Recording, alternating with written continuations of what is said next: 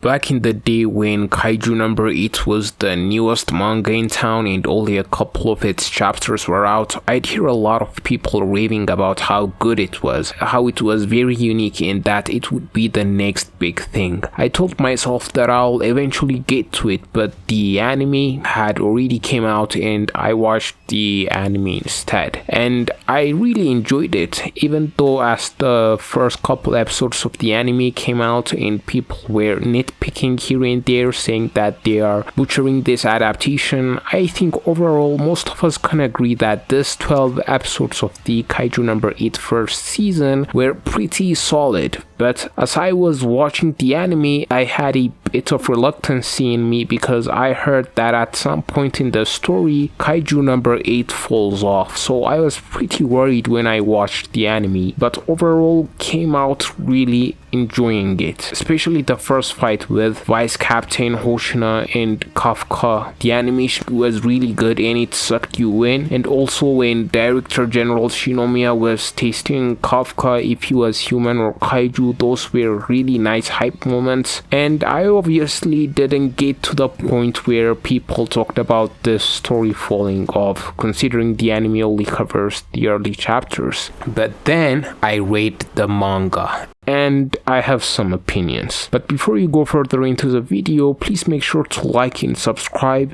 and without further ado, let's get back into the video. First and foremost, what makes Kaiju No. 8 stand out from other stories of its type, i.e. other shonens, is its main character Kafka Hibino being a 30-year-old adult compared to your average shonen's teenager is what makes it stand out. I find that to be something novel, and it is executed really well. A man who has struggled to achieve his dreams and has already quit. That premise alone from a shonen story is very risky because the shonen stories are aimed at younger teenage boys and might risk not being relatable, and the fact the author achieved this is very commendable. But other than that, Kaiju No. 8 is a bona fide shonen story. You've got your themes of friendship, teamwork, surpassing your limits, and the next generation taking over all throughout the story, and not to mention the insane fight scenes. Kaiju No. 8 has one of the best paneling in shonen right now. The fight scenes are absolutely intense, but as you read the story, you might start to notice something. I was spoiled on Kaiju No. 8 before I started reading the manga, and the thing I was spoiled on is that Kaiju No. 9 escapes and that it wasn't positively received by the community, and I had no context other than that. So I started reading the chapters from the point the anime ended, and I get to the scene in the Kaiju Weapons arc where Kaiju No. 9 kills Director Shinomiya and escapes for a second time. During the first time I had no problems with it because the story was building up Kaiju No. 9 and it would be premature to kill him at that point. The second time it happened in the Kaiju Weapons arc when he killed Director Shinomiya and flees. This was the part, I presume, where most people were talking about that Kaiju No. 8 falls off. But for me, as I was reading it, I didn't find it that egregious. Maybe I would have found it very bad had I been a weekly reader at that point, but I thought the reason people said that Kaiju No. 8 fell off was because he flees a third time. And if that happened, I would agree, but to my surprise, I get to the last wave arc. As of the recording of this video is the latest arc, and Kaiju No. 9 hasn't escaped for a third time, and it doesn't look like Kaiju No. 9 is going to escape. And it became clear to me why people are dissatisfied with the Kaiju No. 8 story. It is not solely because Kaiju No. 9 escapes time and time again. There is a bigger problem, and that problem is the antagonists and the lack of expanding the world of Kaiju No. 8. When you have mindless beasts as antagonists like kaiju who are just there to kill humans, and that is all there is to them, like they don't have depth to them or interesting ideologies, the conflict becomes stale. And when the conflict becomes stale, the plot also becomes stale. Most shonens try to overcome this hurdle by humanizing their antagonists. Take Jujutsu Kaisen for example. In Jujutsu Kaisen, we are led to believe that curses are the major destructive forces in this world. Mindless, horrible things that causes humans lots of problems. So there are these monsters that are a problem, but to make the story more interesting, Akutami introduced the disaster class curses like Mahito, Jogo, and Hanami, who are very human-like. Even if you don't humanize the monsters, it would be nice to have human antagonists, like how Toji, a sorcerer, was an antagonist in JJK. In Kaiju number 8, you can do this by having Defense Force members gone rogue or other humans from other nations rivaling Japan. They could act as antagonists, and we could easily have antagonists with depth to them. You can also use Chainsaw Man as an example. You've got devils, these entities that cause lots of problems, but to make things more interesting, Fujimoto adds humanoid devils in the story like Power, Makima, and etc. In Kaiju number 8, you can see attempts to do this with the introduction of Kaiju number 9 and the numbered kaijus. They are more human-like than any of the kaiju that came before them, yet they don't feel human.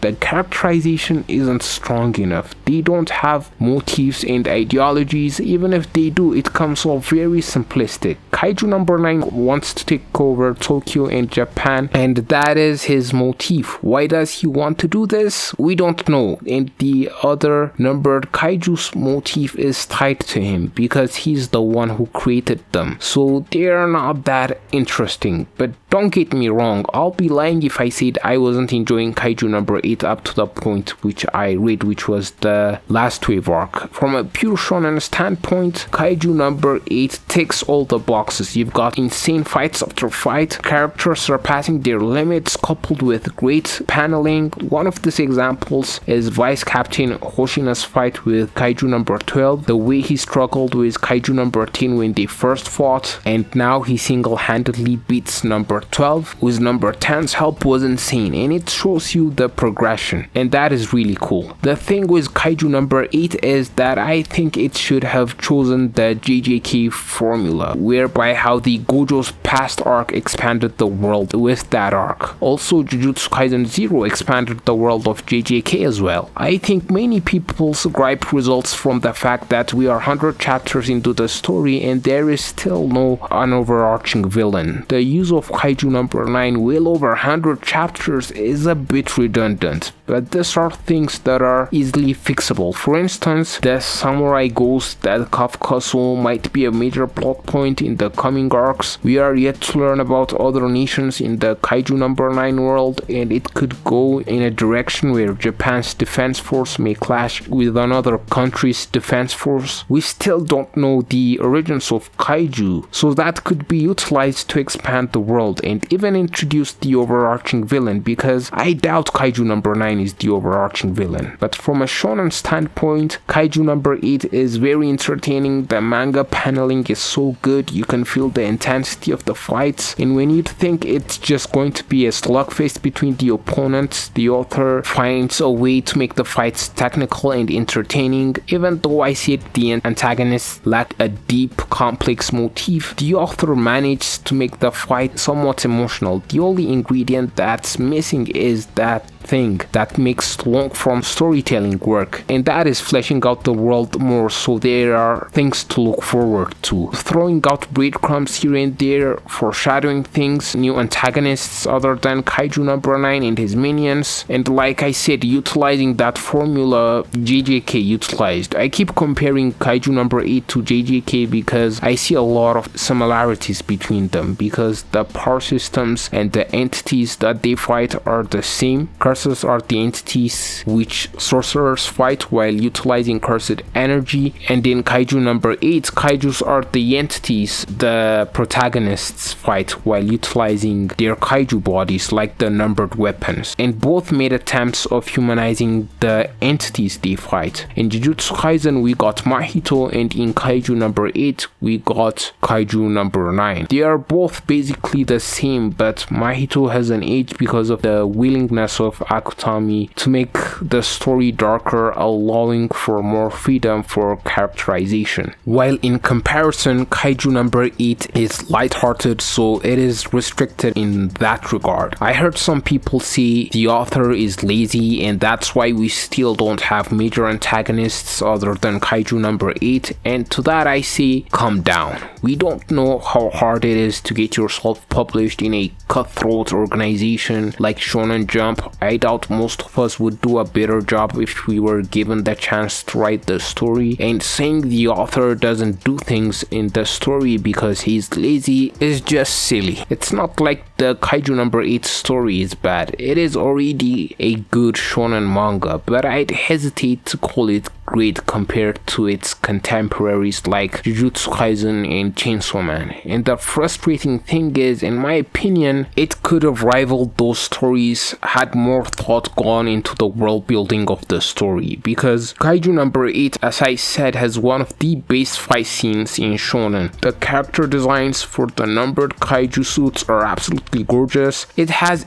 everything going for it except for its world being not fleshed out. But I still have hope, because when Hoshina was teaching Kafka hand-to-hand combat, because Kafka relying on his kaiju powers might turn him into a kaiju permanently, and when Hoshina briefly talked about the way people fought kaiju in the Edo period, and we got a bit of lore and Kafka sees a ghost samurai, I believe that is going to be a major plot point moving forward, and that is the author of Kaiju number 8 realizing that this world of his needs to be expanded and more fleshed out. And Kaiju number 8 is still a good story, especially if you're a shonen lover. You would certainly enjoy it. I know I did, and it could stand among the greats of this era of shonen manga if its world was fleshed out a bit more, and that is what I want to see. If you've made it this far, please subscribe and like, and with that said, see you guys in the next one.